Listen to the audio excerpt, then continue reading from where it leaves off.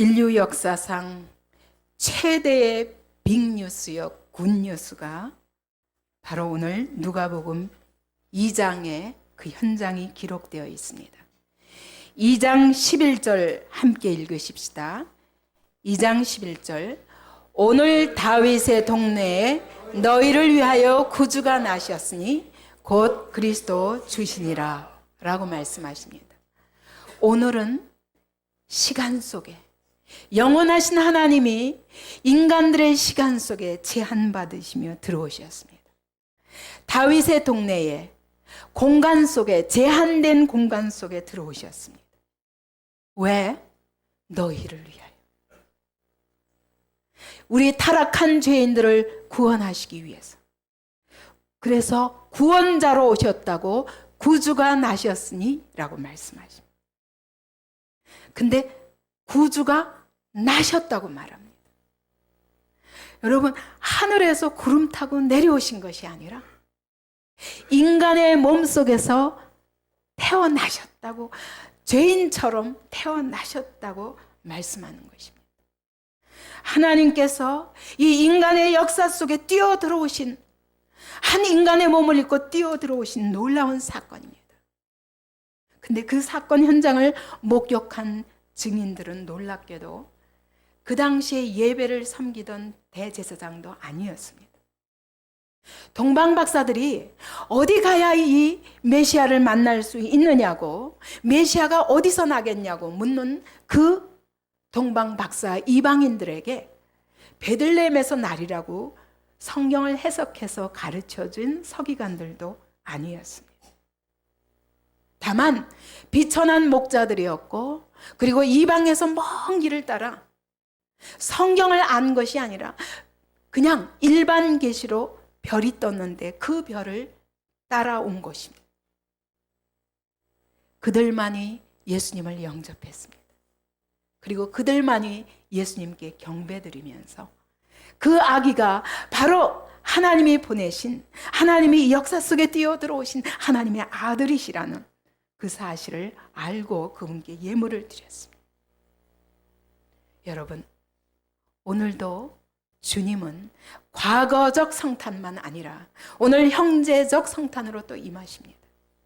오늘 하나님의 성령이 우리 영 속에 임재하셔서 우리와 동행하시고 우리를 인도하시고 우리의 삶을 통해서 놀라운 영광을 드러내시고자 오늘 현재도 성탄으로 임하십니다. 그뿐만 아니라 미래 재림하실 때 심판주로 이 땅에 오실 것입니다. 우리가 과거적 성탄절 속에서 거기서 주님을 맞이하는 원리를 알아야 오늘 현재 우리 안에 성령으로 임재하시는 그분을 온전히 이 동방박사들처럼, 이 목동들처럼 영접하고 경배하고 예물을 드릴 수 있습니다. 그렇게 하는 자가 축복입니다. 왜냐하면 그분은 그냥 놀러 오신 것이 아닙니다. 그분은 메시아로 오셨습니다. 신약에서는 그리스도라고 말합니다. 그것은 기름 부음 받은 자라는 뜻입니다. 하나님이 이 땅에 특별히 거룩하게 구별하셔서 이 땅에 심부름을 보내셨습니다. 하나님의 사명을 이루기 위해서 보내셨습니다. 어떤 사명이요? 구약의 기름 부음 받은 자들은 선지자요, 제사장이요, 왕입니다. 선지자는 하나님의 뜻을 알지 못하고 길을 알지 못해서, 인생길이 무엇인지 알지 못해서 헤매고 방황하는 수많은 사람들에게 하나님께 인도하는 길이 되어주시려고 이 땅에 오신 분이십니다. 그분은 제사장으로 오셨습니다. 하나님과 원수되어서 하나님을 거역하고 배역하며 하나님과 불화하여 하나님의 진노를 받을 수밖에 없는 우리들을 위해서 화목제를 드려주시려고 그 자신이 제물이 되어서 하나님 앞에 그 피를 들고, 자기 피를 들고 하나님의 보좌 앞에 나아가서 우리로 하여금 시온의 대로가 열려서 하나님 앞에 나아가 화목케 되는 자로 우리를 구원하시기 위해서 이 땅에 오신 제사장이십니다. 그분은 또한 왕이십니다. 왜요? 하나님과 원수되어서 하나님과 원수된 사단의 머리를 깨트려 버림으로 그 사단의 손아귀에서 우리를 자유케 하시기 위한 왕으로 오신 것입니다. 그래서 이분을 진정으로 오늘 내 마음속에 모시고 정말 말교같이 그분을 모신 자에게는 이와 같이 그분이 오늘 우리의 삶을 하나님께로 나아가는 길이 되어주시라고 앞서가시며 인도하십니다. 그분이 제사장이 되셔서 하나님과 화목하게 되어 하나님의 은혜의 보좌 앞에 담대히 나아가 은혜를 구할 수 있는, 때를 따라 돕는 은혜를 구할 수 있는 하나님의 백성으로 축복하기 위해 오셨습니다. 그분이 우리를 원수의 손에서, 사단의 손에서 해방시켜서, 그래서 영광스러운 하나님의 나라를 위하여 귀히 쓰임받을 왕같은 제사장으로 우리의 생애를 쓰시기 위해서 이 땅에 오신 것입니다. 그러므로 이 주님을 영접하지 않으면 여러분, 우리의 삶은 여전히 죄악 가운데, 여전히 저주 가운데, 여전히 사단의 종노릇하며 하나님의 진노를 받을 수밖에 없는 삶을 살 수밖에 없는 것입니다. 그러므로 우리는 주님을 영접하고 주님을 모시는 일에 오늘 현재적 성탄과 그리고 미래적 성탄에 승리하는 자들이 되어야 합니다. 오늘 누가복음 2장을 통해서 하나님의 아들 메시아가 이 땅에 오신 그때의 상황이, 역사적 상황이 어떠했는가 보면 이 속에서 하나님의, 그들은 몰랐습니다. 목동들과 동방박사들 외에는 아무도 몰랐지만, 그러나 하나님의 깊이 개입하시는 하나님의 손길을 우리는 이 본문에서 느낄 수 있습니다. 그분은 이 땅에 한 아기로 오셨지만 역사의 주인공으로 오신 것입니다. 인간 역사의, 인류 구원의 역사의 중심에 오신 것입니다. 2장 1절을 보면 그때에라고 말씀합니다. 그때 가이사 아구스도가 영을 내렸다고 말씀합니다. 그러면서 천하가 다 호적하라고 명령하셨습니다. 예수님이 오신 때에, 그때의 세상을 통치하는 자는 가이사 아구스도 황제였습니다. 그는 줄리어스 시저의 조카였는데 그가 양자로 삼음으로 인해서 권력을 승계하게 됩니다. 그러면서 그가 당시에는 로마 공화국으로 많은 나라마다, 공화국마다 전부 여러 나라들이 장군, 원수라는 이름의 장군이 있었습니다. 으뜸가는 머리라는 이름의 장군들이 있었습니다. 그 장군들이 각각 자기 나라를 통치하고 자기 지역을 통치하고 모여서 로마 공화국을 이루었습니다. 그런데 이 카이오스 옥타비아누스, 실제 이름은 그겁니다. 근데 그가 자기 칭호를 가이사도 모자라요. 가이사는 황제라는 뜻이거든요. 근데 황제라는 이름 가지고도 만족할 수 없어요. 자기를 더 높여야 되겠습니다. 그래서 붙인 이름이 아구스토입니다. 아구스토는 예언이라는 말에서 나온 단어입니다. 그러니까 종교적인 색채가 짙습니다. 이런 아구스토라는 이름을 붙이면서 그때부터 자기를 신격화하기 시작하는 것입니다. 그러면서 황제를 숭배하라는 것입니다. 수많은 그리스도인들을 핍박하면서 자기 자신을 신격화한 왕이었습니다. 그런데 이때로부터 약 1500년 동안 15세기까지 로마 제국은 계속 권력을 쥐고 온 세계를 제패합니다. 이때 옥타비아누스가 완전히 지중해 전역을 다 통일해서 로마 제국을 처음으로 세운 황제입니다. 그러니까 그 아래 아무도 찍소리도 할 수 없는 거예요. 전에는 여러 장군이 있었지만 모든 장군들이 그의 발 앞에 완전히 굴복해야만 했습니다. 그래서 역사상 이와 같은 로마 제국은 다시 없었습니다. 1500년 동안이나 제국을 이룰 수 있었기 때문입니다. 근데 그 가이사 아구스토가 황제가 되기 시작한 때였습니다. 그가 인구 명령을 내렸습니다. 인구 조사 명령을 내렸습니다. 다 가서 호적하라는 것입니다. 로마 제국에 속한 사람들은 다 호적을 하라는 것입니다. 자기 고향에 가서 다시 호적하라. 그래서 인구를 조사하겠다는 것입니다. 내가 거느리고 있는 지역이 얼마나 광대한지를 나타내겠다는 것입니다. 그때 다윗의 혈통으로 난 요셉이라는 사람과 마리아는 그의 아구스토의 그 권세 앞에 아무것도 할 수 없는 무력한 비천하고 미미한 존재였습니다. 그들도 바로 로마 제국의 식민지였기 때문에 나사렛 지방에서도 다 호적을 하러 움직여야만 했습니다. 거대한 군중들이 완전히 온 로마 제국에 속한 모든 나라, 모든 백성들이 다 자기 고향으로 전부 대이동을 시작합니다. 그 군중들 틈에 나사렛에서 살던 그런 요셉과 마리아가 같이 끼어서 자기 고향, 요셉의 고향 베들레헴으로 올라갑니다. 참 이상합니다. 왜 하필이면 그때 마리아가 성령으로 잉태된 바로 그 예수님을 뱃속에 가지고 만삭이 되어 있었습니다. 그래서 결국 만삭된 그 무거운 몸을 끌고 호적을 해야 되기 때문에 대이동을 하지 않으면 안 되었습니다.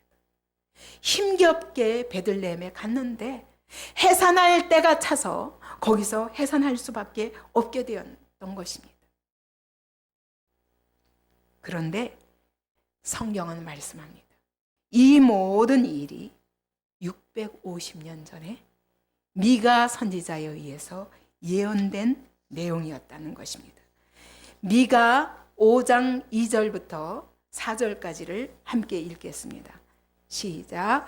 베들레헴 에브라다야, 너는 유다 족속 중에 작을지라도 이스라엘을 다스릴 자가 네게서 내게로 나올 것이라. 그의 근본은 상고에 영원에 있느니라. 그러므로 여인이 해산하기까지 그들을 붙여두시겠고 그에는 그의 형제가 가운데 남은 자가 이스라엘 자손에게로 돌아오리니 그가 여호와의 능력과 그의 하나님 여호와의 이름의 위엄을 의지하고 서서 목축하니 그들이 거주할 것이라. 이제 그가 창대하여 땅끝까지 미치리라. 아멘.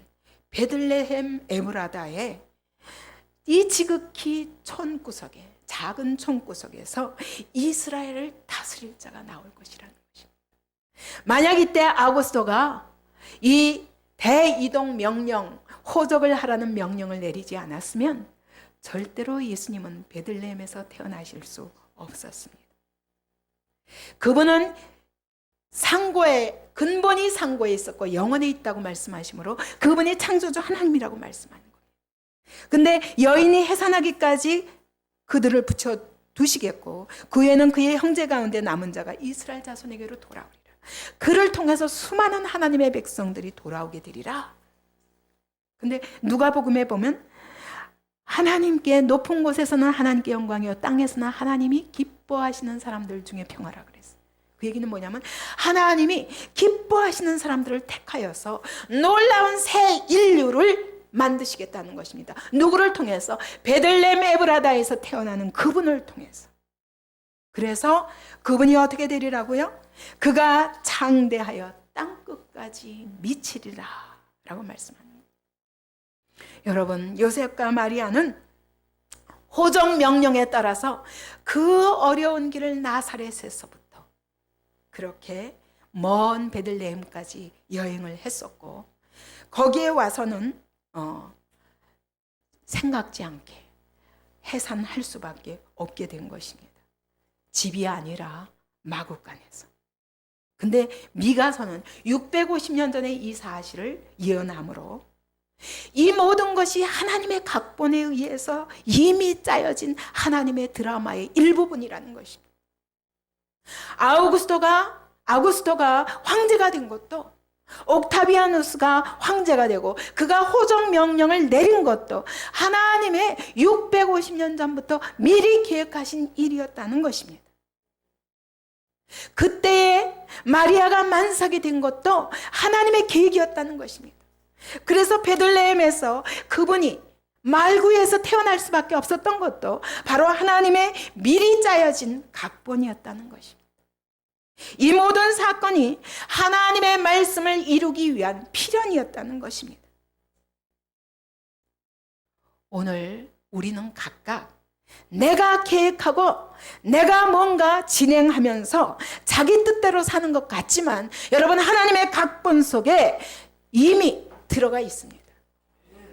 그래서 하나님은 그 각본을 이루기 위해서 우리의 삶을 사용하시고 우리는 쓰임받는 삶에 불과하다는 것을 인정해야만 할 것입니다. 그래서 로마서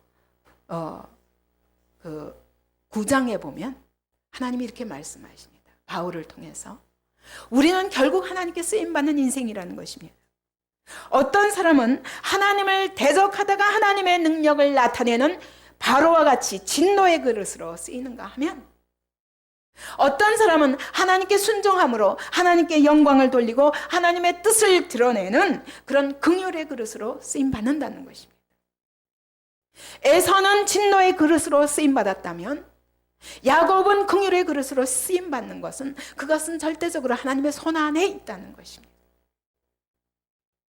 여러분, 가이사 아구스도가 세계를 지배하고 있는 것 같았지만 하나님은 650년 전부터 말씀하십니다.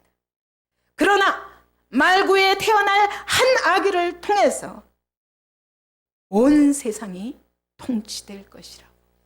그분은 근본이 상고에 있고 영원에 있는 분이요, 그분이 땅끝까지 그분의 통치가 창대하게 이르리라고 이미 예언하신 것입니다. 가이사 아구스도는 하나님의 각본의 꼭두각시에 불과합니다. 실상 세계를 지배하는 왕은 만왕의 왕이신 말구에 나신 아기 예수 그리스도지 이 세상의 아구스도가 아니라는 것입니다. 오늘도 그렇습니다. 이 세상이 찬란하게 날마다 놀랍게 발전하며 놀라운 문화와 놀라운 어떤 승리를 세상이 이루는 것 같지만 하나님의 눈으로 볼 때 실상 그들은 보잘것없는 꼭두각시에 불과합니다.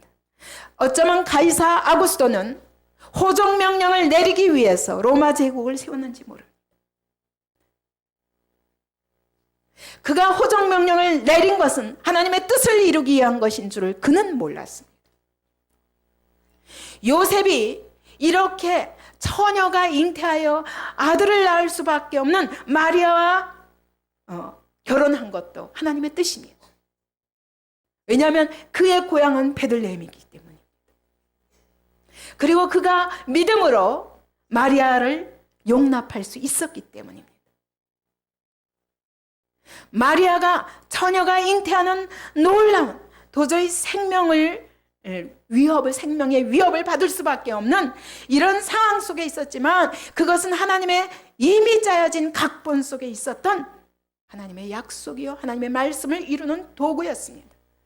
아담과 하와가 타락할 때부터 하나님은 여인의 후손 속에서 한 후손이 나와서 사단의 머리를 상하게 할 것이라고, 뱀의 머리를 상하게 할 것이라고 이미 예언하셨습니다. 역사의 기록에 의하면 아구스도가 14년마다 인구조사를 했답니다. 근데 여러분, 하필이면 예수께서 어머니 뱃속에서, 마리아 뱃속에서 만삭이 되어 있는 그때에 14년 만에 인구조사가 행해지게 된 것도 하나님의 놀라운 각본이었다는 것입니다. 로마 제국의 그 찬란한 권세를 가지고 세계를 제패하는 그 헤게모니도 하나님의 각본 속에 있었다는 것입니다. 여러분, 오늘 우리 인생 속에 일어나는 모든 사건이 바로 하나님의 통치와 하나님의 섭리 속에 있음을 인정하십니까? 이것을 믿고 그분께 온전하게 믿음의 순종을 내어드릴 때 우리의 삶을 통해서 하나님의 놀라운 영광스러운 뜻이 이루어질 것입니다. 그러므로 오늘 우리 인생 중에 어떤 일을 만난다 할지라도 여러분, 이것은 하나님의 말씀이 이루어지는 과정이다 라고 믿음으로 고백하시기 바랍니다. 그리고 하나님의 약속의 말씀을 붙들어야 됩니다. 하나님은 역사의 주인공으로 오신 예수 그리스도를 통해서 이루실 하나님의 구원 역사를 위해서 오늘도 인류 역사를 운행하고 계십니다. 그리고 그 인류 역사 속에 오늘 우리가 살게 된 것입니다. 우리가 계획하고 우리가 한 걸음 한 걸음을 내가 결심하고 정하고 나아가는 것 같지만 오늘 우리의 삶 속의 모든 사건들이 하나님의 구원 역사를 이루어 가시는 데 사용되고 있음을 믿어야 할 것입니다. 그래서 로마서 8장 28절은 이렇게 말씀하십니다. 우리가 알거니와 하나님을 사랑하는 자, 곧 그의 뜻대로 부르심을 입은 자들에게는 모든 것이 합력하여 선을 이루느니라. 여러분, 이 선을 이룬다는 것은 내가 원하는 방향으로 이루신다는 뜻이 아닙니다. 하나님의 선입니다. 하나님의 선은 무엇이냐면 예수 그리스도를 통한 하나님의 구원 역사입니다. 그러므로 여러분, 우리가 고난을 만나든지 질병을 만나든지 어떤 억울한 일을 만나든지 모든 일 속에 하나님의 구원 역사를 이루어가는 하나님의 놀라운 섭리가 담겨 있다는 것입니다. 여러분, 어차피 이렇게 하나님은 그의 구원 역사를 위해서 우리 개인도 쓰시고 시대도 쓰시고 교회도 쓰십니다. 그러면 여러분, 이왕이면 내어드리지 않겠습니까? 믿음의 순종으로 내어드리지 않겠습니까? 어떤 상황 속에 있다 할지라도 그 하나님을 바라보고 약속의 말씀을 붙잡고 그리고 그 말씀이 이루어지기까지 승리하는 연단을 받고 싶지 않으십니까? 코리텐붐이라는 네덜란드 그 성자로 칭호를 부름받은 한 여인이 있었습니다. 그가 쓴 책은 주는 나의 피난처라는 책입니다. 그는 네덜란드인이지 유대인이 아니었습니다. 근데 네덜란드인으로서 유대인들을 막 학살하는 그 나치 정권 아래서 그가 유대인들을 숨겨주었다는 이유 때문에 나치 수용소에 끌려갔습니다. 거기서 온갖 모욕과 수치와 죽음의 위협을 당하면서 처참한 감옥 생활을 했습니다. 근데 그가 말합니다. 자기는 그 안에서 또 하나님의 말씀을 나누는 모임을 가졌다는 것입니다. 근데 어느 날 그 모임을 갖고 있는데 한 여인이 비웃으면서 그런 코리텐붐을 보면서 비웃으며 이렇게 얘기했습니다. 만약 당신의 하나님이 그토록 좋으신 하나님이라면 왜 이런 고통과 살인을 내버려 두신다는 말인가? 라고 물으면서 빈정거렸습니다. 그때 코리텐붐 여사는 한참 동안 말하지 않다가 조용히 그 여인 옆에 다가가서 그에게 이렇게 얘기했습니다. 우리는 그 질문에 대답할 수 없습니다. 그러나 우리가 아는 전부는 이것입니다. 하나님은 이 땅에 오셨고 우리와 같은 사람이 되셨고 우리와 함께 고통을 당하셨고 그리고 십자가에 달려 죽으셨다는 사실입니다. 여러분, 오늘 우리의 삶에 일어나는 모든 문제에 대해서 답을 할 수 없습니다. 그러나 우리가 한 가지 아는 것은 이 모든 사건이 하나님의 구원 역사를 이루는 일에 쓰임받을 것이라는 것입니다. 궁극적으로 예수께서 승리하셨기 때문에 우리도 승리할 수밖에 없다는 이 사실입니다. 그는 독일 군인들에게 얼마나 끔찍한 아픔을 겪었는지 독일 국기만 봐도 막 온몸이 아파왔답니다. 그리고 독일이라는 말만 들어도 오장육부가 다 뒤틀리는 그런 고통을 느꼈답니다. 그런데 그가 감옥에서 나왔을 때 하나님은 그에게 너무너무 어려운 명령을 내리셨습니다. 독일인을 사랑해라. 독일을 찾아가서 용서의 복음을 전파하라. 하나님이 독일 사람들을 사랑하신다고 치유의 복음을 전파해라. 그는 도저히 할 수가 없었습니다. 너무너무 소름 끼치고 오장육부가 뒤틀려서 도저히 할 수 없었습니다. 근데 하나님이 얼마나 강권하시는지 그는 결국 독일 전역을 다니면서 복음을 증거하게 되었습니다. 거기까지도 너무너무 어려운 일이었지만 순종할 수 있었습니다. 그가 가는 곳곳마다 예수 그리스도의 용서의 복음을 전하는 집회가 열렸었습니다. 근데 한 번은 그의 집회 가운데 수많은 사람들이 몰려들었습니다. 그러면서 바로 그 복음에 그 죄악 나치 수용소 안에서 600만 명의 유대인들을 학살한 이민족을 용서하신다는 그 하나님의 복음, 그것을 듣고 감동한 많은 사람들이 코리에 그 손에다 키스하기 위해서 줄을 섰습니다. 그리고 기다리고 있었습니다. 그렇게 한 사람 한 사람 코리 텐붐 여사의 손에 키스를 하고 지나가는데, 근데 그 앞에 한 낯익은 얼굴이 보였습니다. 바로 그가 수용당했던 라벤슨부르크 수용소의 간수였던 것입니다.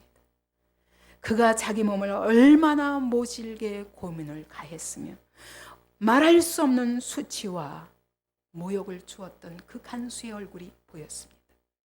그의 언니가 바로 그의 그 고통 속에서 고문당하다가 죽었던 바로 그 간수였습니다. 그 순간 피가 이 속에서부터 거꾸로 용솟음 채올랐습니다. 하나님, 저 사람만은 난 절대로 용서할 수 없습니다. 소리 질렀습니다. 그랬더니 하나님께서 그보다 코리 텐붐 여사보다 더 큰 소리로 소리 지르셨습니다. 용서해라. 아니요, 할 수 없어요. 용서할 마음이 생기지 않아요. 아니다, 용서해라. 나는 너에게 용서할 마음이 있는가 없는가 묻는 것이 아니라 용서해라. 이것이 나의 명령이다. 여러분, 오늘 우리는 너무 자기 집착에 빠져있는 나머지 나는 순종할 마음이 안 생깁니다. 하나님이 주시기 전에는 순종할 수가 없습니다. 라고 하면서 내가 순종하지 않는 이유를 하나님께 핑계대요. 코리 텐붐 여사의 고백을 통해서 여러분, 이 생각이 바뀌시기 바랍니다. 그것은 오해입니다. 그가 이렇게 고백합니다.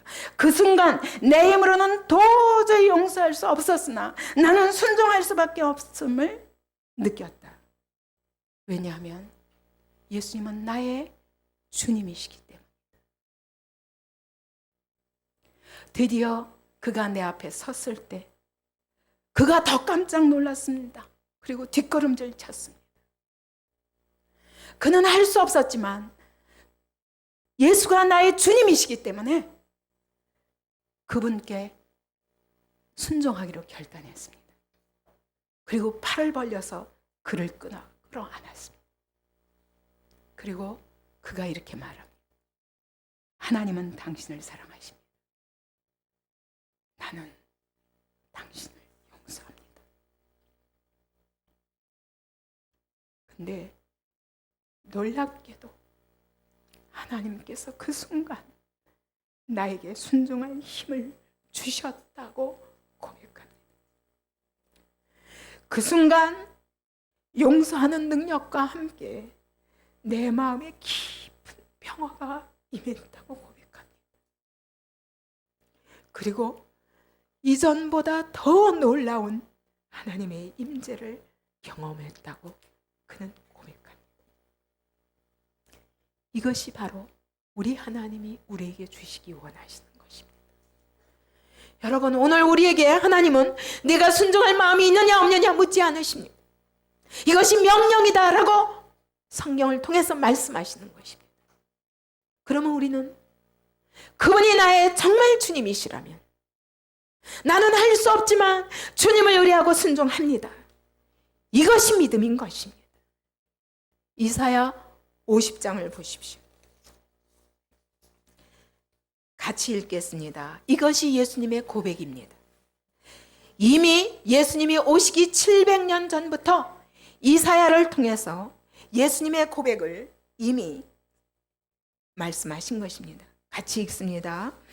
6절부터 나를 때리는 자들에게 내 등을 맡기며 나의 수염을 뽑는 자들에게 나의 뺨을 맡기며 모욕과 침뱉음을 당하여도 내 얼굴을 가리지 아니하였느니라. 주 여호와께서 나를 도우심으로 내가 부끄러워하지 아니하고 내 얼굴을 부싯돌같이 굳게 하였으므로 내가 수치를 당하지 아니할 줄 아노라. 나를 의롭다 하시는 이가 가까이 계시니 나와 다툴 자가 누구냐? 나와 함께 설지어다. 나의 대적인 누구냐? 내게 가까이 나올지어다. 보라, 주 여호와께서 나를 도우시리니 나를 정죄할 자가 누구냐? 보라, 그들은 다 옷과 같이 헤어지며 좀이 그들을 먹으리라. 아멘. 여러분, 하나님의 아들 예수님이라도 하나님이 도우심으로 할 수 있었다고 말씀하시는 겁니다. 육체를 입고 있는 한 하나님의 도우심으로 할 수 있었다고 말씀하시는 겁니다. 그래서 나를 때리는 자에게 등을 맡기실 수 있었습니다. 왜냐하면 이것을 통해서 하나님의 뜻이 이루어지기 때문입니다. 이것을 통해서 하나님의 구원이 이루어지기 때문입니다. 나의 수염을 뽑는 자들에게 내 뺨을 맡겼다고 말합니다. 모욕과 침뱉음을 당하여도 이 얼굴을 가리지 아니하였다고 말씀하십니다. 왜냐하면 여호와께서 그 놀라운 계획을 따라 오늘 이 일을 행하시는 것을 그가 믿음으로 봤기 때문입니다. 그때 여호와께서 그를 도우셨다고 말씀하십니다. 그러므로 아무도 실제로는 나와 다툴 자가 없다. 왜? 내가 오늘 이 자리에 서서 이 모욕을 당하고 이 수욕을 당하고 십자가를 질 수 있는 것은 하나님이 나에게 주신 특권이다. 실제로 네가 나를 다스리는 것이 아니라 로마 군병이 예수님을 다스리는 것이 아니라 대제사장과 바리새인과 서기관들이 예수님을 십자가에 못 박아 죽이는 것이 아니라 하나님이 그의 뜻을 이루기 위해서, 그의 구원을 위해서, 구원의 역사를 이루시기 위해서 우리 안에서 일하시는 것이라고 고백하시는 것입니다. 여러분, 오늘도 주님은 이런 믿음의 사람을 찾으십니다. 역사는 하나님의 이 놀라운 사랑의 역사에 의해서 오늘도 계속 이루어지고 있습니다. 오늘 6절, 7절을 보니까 거기 있을 그때에 베들레헴에 요셉과 마리아가 있을 그때에 해산할 날이 차서 첫 아들을 낳아 강보로 싸서 구유에 누였다고 말씀합니다. 왜냐하면 여관에 있을 곳이 없었기 때문입니다. 그 당시 여관은 두 가지였습니다. 여관이라는 단어를 가지고 사용하는 헬라어가 두 가지인데 판토케이온과 카탈루마입니다. 판토케이온은 이 상인들이 낙타를 타고 가다가 그러다가 묵는 숙소입니다. 그들은 늘 상인들이기 때문에 여관 방에 주인이 있는 여관에 찾아가서 객실도 있고 음식도 제공받으면서 묵었습니다. 그것이 판토케이온입니다. 근데 카탈루마는 집 주인도 없습니다. 그냥 울타리만 쳐져 있고 때로는 거기에 방도 있을 수 있지만 방이 없습니다. 여기 오늘 예수님이 가신 곳은 방이 없는 짐승들이 잠시 밤에 그렇게 묵다가 가는 가축들이 쉬는 곳이었습니다. 거기에는 방도 없고 주인도 없고 그리고 음식도 없습니다. 타락한 이 세상을 구원하시기 위해서 온 세상의 주인이 자기 땅에 오셨으나 자기 백성이 영접지 아니하였다고 요한복음 1장 11절은 말씀합니다. 철저히 세상으로부터 버림받으시고 외면당하신 것입니다. 이 세상에 여러분, 어떤 아기가 이런 모습으로 태어난 아기가 어디 있습니까? 암만 가난해도 이런 모습으로 태어나는 아기는 역사 속에 없을 것입니다. 그러나 우리를 구원하기 위해 오신 이 메시아의 탄생은 이렇게 철저히 세상으로부터 버림받고 무시당한 채 이 땅에 오셨습니다. 예배를 섬기는 대제사장과 바리새인과 장로들 철저히 외면했습니다. 동방박사에게 베들레헴에서 나리라고 가르쳐준 서기관들도 성경을 해석해 줄지언정 그들은 철저히 메시아가 나신다는 사실에 대해서 무관심했습니다. 유일하게 관심을 가진 자가 헤롯 왕이었는데 그의 관심은 죽이기 위한 관심이었습니다. 여러분, 2000년 전에 예수께서 이 땅에 자기 땅에 오셨지만 그분이 머무실 공간이 이 세상에 하나도 없어서 그분은 짐승의 염을 통해 누우셨습니다. 오늘도 성령께서 우리 안에 거하셔서 그의 일을 이루시기 원하시지만 아무도 우리 마음에 빈방을 내어드리지 않으면 그분의 일이 방해받을 수밖에 없는 것입니다.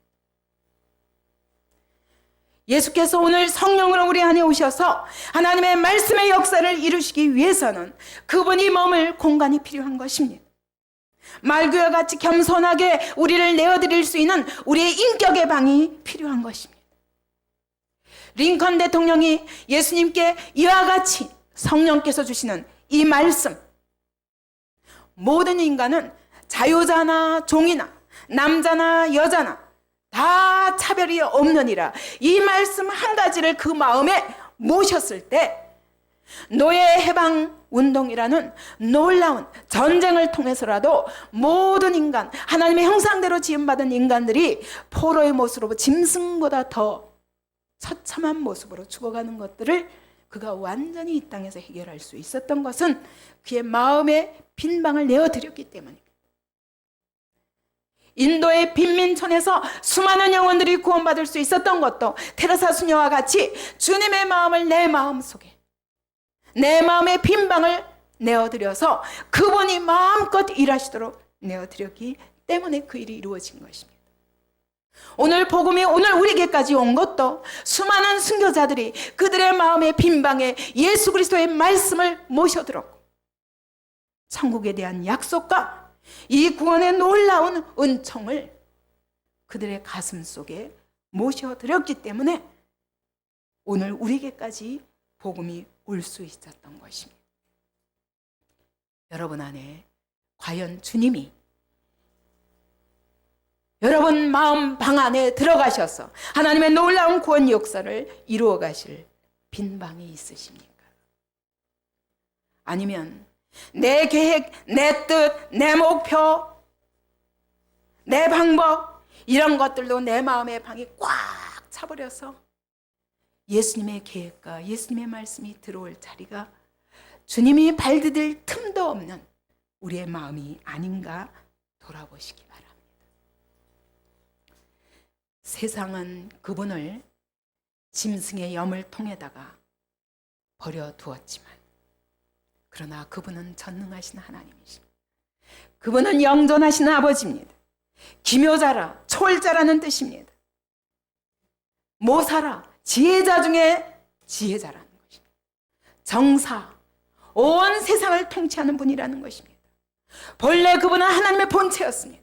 만왕의 왕이십니다. 만주의 주인이십니다. 이 역사의 주인이십니다. 오늘 그분이 내 인생 안에 들어오셔서 그분이 주인 노릇을 하실 수 있도록 여러분의 마음 보좌를 내어드리지 않겠습니까? 한간에 많은 성공 비결에 대한 책들이 범람을 합니다. 왜냐하면 많은 사람들이 자기 인생의 성공에다가 모든 목표를 두고 그리고 그 방법을 알고자 그렇게 소원하기 때문에 이런 책은 잘 나갑니다.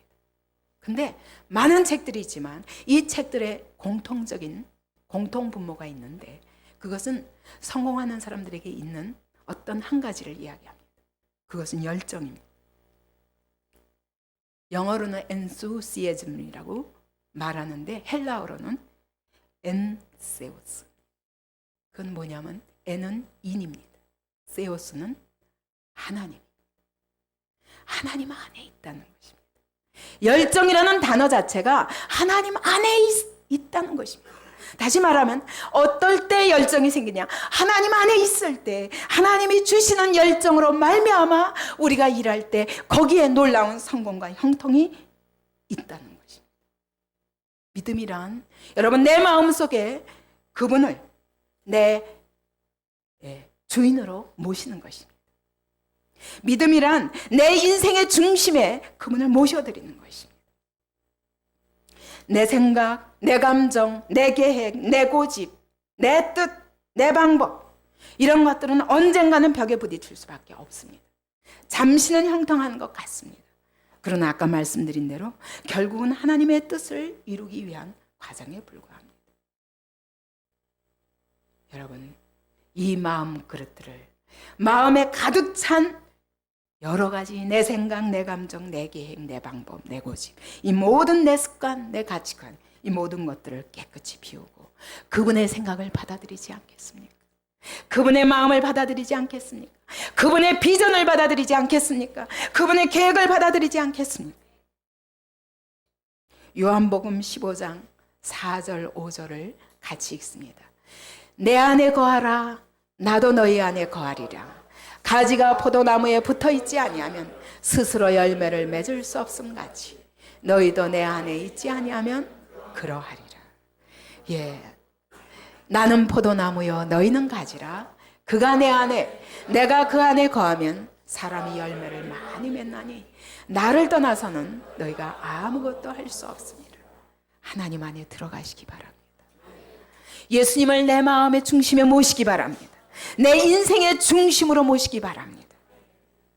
그때 열매 맺는 삶을 살 수 있다는 것입니다. 빌립보서 4장 13절도 말씀합니다. 내게 능력 주시는 자 안에서 내가 모든 것을 할 수 있느니라.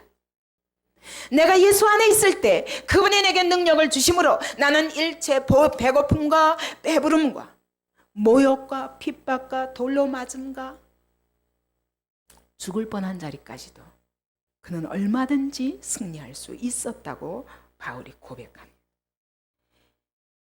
예수님은 지금도 사람을 찾고 계십니다. 마음의 빈방을 내어놓고 예수님 들어오시옵소서 이와 같이 영접할 마음이 준비된 사람들을 찾으십니다. 그분의 명령에 순종하는 사람들을 찾으십니다. 마리아처럼 주의 말씀대로 되어지이다. 여러분, 그것은 그렇게 쉬운 일이 아니었습니다. 돌로 쳐서 맞아 죽을 수 있는 그런 여건입니다. 왜냐하면 결혼 전에 이와 같이 부정한 것이 드러나면 돌로 쳐 죽이라는 것이 하나님의 율법이기 때문입니다.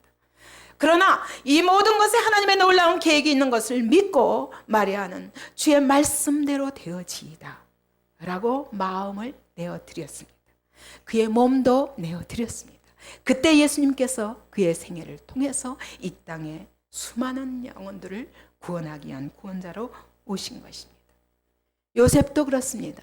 어떤 남자가 결혼 전에 한 번도 잠자리를 함께 하지 않은 여자가 잉태하였는데 그것을 용납할 수 있겠습니까? 그러나 하나님의 천사가 나타나셔서 이것은 주의 일이다. 주님으로 말미암아 되어진 일이다. 그 이름을 예수라 하라 했을 때 그는 같이 그를 가까이 할 때 그를 받아들이되 그와 동침하지 않았습니다. 날 때까지. 굉장히 너그러운 사람입니다. 믿음의 사람입니다. 하나님은 자기 일을 하실 때 우리의 것을 통해서 하시지 않습니다. 우리에게 그 능력을 부으시고 우리에게 은사를 부으시고 우리에게 그분의 사랑을 부으시고 그분의 놀라운 가슴을 부으시면서 온갖 좋은 것을 우리에게 부으시면서 그 일을 그분의 계획을 이루어 가도록 하십니다. 그래서 로마서 8장 32절에 자기 아들을 아끼지 아니하시고 우리 모든 사람을 위하여 내어주시니가 어찌 그 아들과 함께 모든 것을 우리에게 주시지 않겠느냐. 그분은 우리에게 다 주시며 그분의 능력으로 말미암아 그분의 사랑으로 말미암아 그분이 가진 그 비전으로 말미암아 그분의 열정으로 말미암아 일하게 하시는 분이십니다. 그분께 쓰임받기 원하십니까? 마음의 빈방을 준비하시기 바랍니다. 코리테프 여사가 이렇게 기도합니다. 사랑과 자비의 하나님, 나를 도우소서. 나로 예수 그리스도의 종된 위치를 잘 지키게 하옵소서. 그래서 흔들림 없이 믿음의 터 위에서 주님만 바라보게 하옵소서. 하나님 안에서 하나님의 꿈을 꾸고 그리고 하나님의 꿈이 되기 원합니다. 하나님의 열매가 되기를 원합니다. 나 자신을 비우고 썩어져서 하나님이 꾸는 꿈의 뿌리가 되게 하여 주시옵소서. 오늘 나의 삶 속에서 시련과 고난까지도 소망으로 이기게 하사 십자가의 길을 당당히 걸어가게 하옵소서. 이 고리템봄 여사의 기도가 우리 각 사람의 기도가 되시기 바랍니다.